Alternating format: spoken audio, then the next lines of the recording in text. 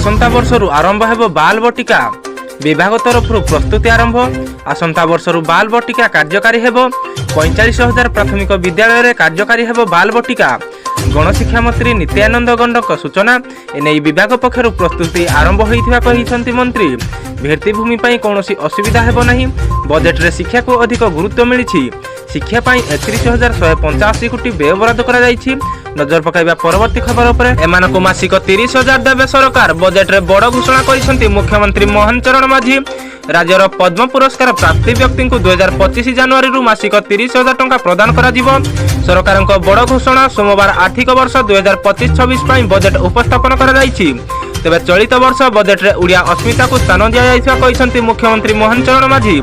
आगामी आर्थिक वर्ष पई सरकार उड़िया भाषा साहित्य और संस्कृति पई 482 कोटी टंका व्यय बराद करिसेंती। उड़िया अस्मिता पई मुख्यमंत्री कलाकार सहायता योजना पई 194 कोटी टंका व्यवस्था करा जायछि। सेहिपरि महापुरुष नीलकंठ दासक प्रतिमूर्ति तांकर जन्मभूमि रे प्रतिष्ठा पई 10 कोटी टंका अटकल रखा जायछि। मुख्यमंत्री पोषण योजना रे मध्याह्न भोजन रे अतिरिक्त गुटिए अंडा एवं 3टी प्रोटीन आयरन लडू दिया जिवो। विधानसभा छात्र छात्री मानक पई पुष्टि साधना सुनिश्चित करिया पई सरकार एवं अनुदाता प्राप्ति विद्यालय रे अधीनतर नवम और दशम श्रेणी छात्र छात्री मानक मध्याह्न भोजन कार्यक्रम अधीन रे परिभुक्त करिया पई निष्पत्ति निया जायछि। मुख्यमंत्री पोषण योजना अधीन रे मध्याह्न भोजन कार्यक्रम अंतर्भुक्त समस्त छात्र छात्री को सप्ताह को गुटिए अतिरिक्त अंडा और 3टी प्रोटीन आयरन भरपूर लडू जुगाई दिया जिवो। रोषेया तथा सहायिका मानकर मासिक पारितोषिक राशि को वृद्धि करिया को निष्पत्ति होईछि। एनिकि सकाळुआ चलिबो उच्च शिक्षा अनुष्ठान एसओपी जारी कला उच्च शिक्षा विभाग। ग्रीष्म प्रवाह को दृष्टि रखी सकाळुआ क्लास और परीक्षा करने को निर्देश दिया जायछि। प्रचुर परिमाण में पानीय जल और ओआरएस मजबूत रखा निर्देश दिया जायछि। ग्रीष्म प्रवाह मुकाबिला कॉलेज और परीक्षा केन्द्र में फास्ट एड किट रखा जिवो। ग्रीष्म प्रवाह मुकाबिला एसओपी पालन तदारख स्क्वाड गठन हेबो। एने राज्य सबु विश्वविद्यालय कुलसचिव और कॉलेज अध्यक्ष को उच्च शिक्षा विभाग चिठी लिखि निर्देश देछि। गरीब परिवार झीओं विभाग करिवे राज्य सरकार। घोषणा हैला कन्या विवाह योजना। 2025-26 आर्थिक वर्ष लगी मुख्यमंत्री मोहन चरण माझी बजेट उपस्थापन करिसेंती। यह पूर्णांग बजेट अटे। तेबे नुआ सरकार आसिया परे अनेक नुआ योजना आनिसेंती सरकार। तेबे गरीबों पई कन्या योजना घोषणा करिसेंती मोहन माझी।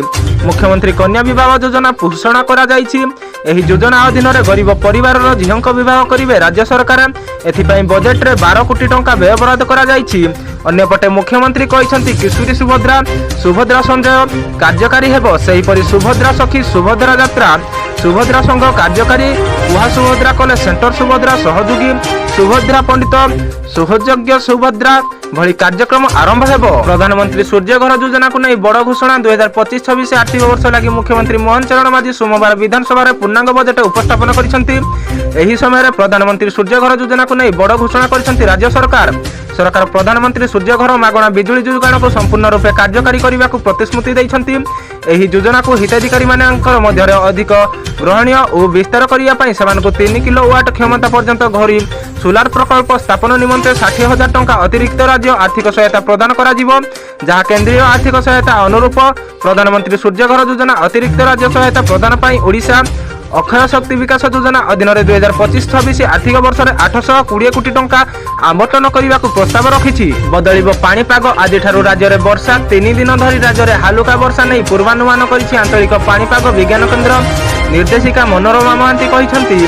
से कहिसेंती 19 तारिख रु 21 तारिख जाए राज्य में उपकूल एवं उत्तर ओडिशा रे केतेक स्थान रे हालुका वर्षा हेबो। मयूरभंज बालेश्वर भद्रक जाजपुर केन्द्रापड़ा कटक जगतसिंहपुर रे हालुका वर्षा नहीं पूर्वानुमान करा जायछि।